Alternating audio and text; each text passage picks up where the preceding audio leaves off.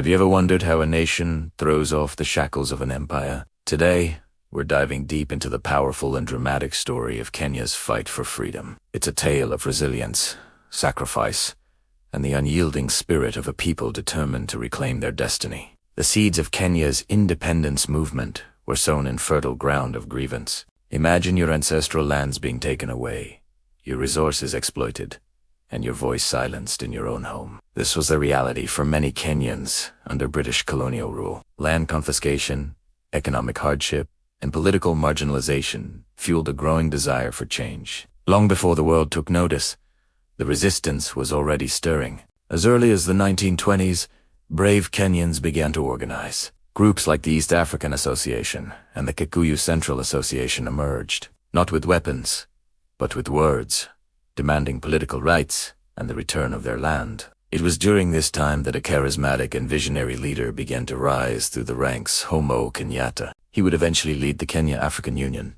or KANU,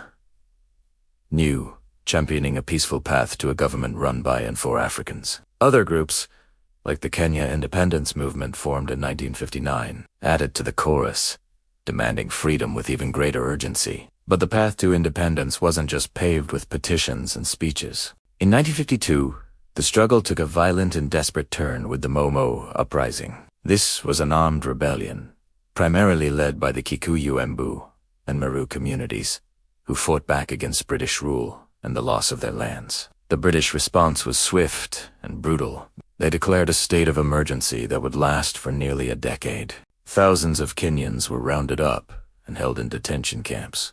Despite the harsh suppression, the Momo uprising sent a clear and powerful message to the British Empire.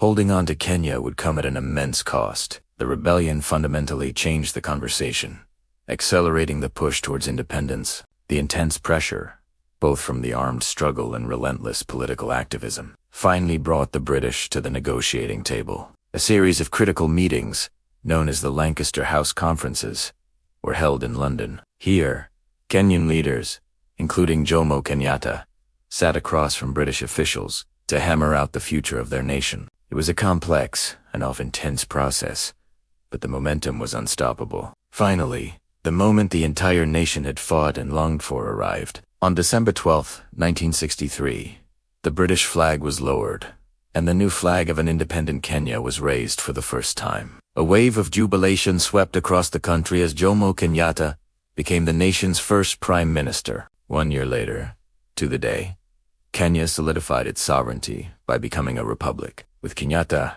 as its first president. The story of Kenyan independence is a powerful reminder that freedom is never given. It is won.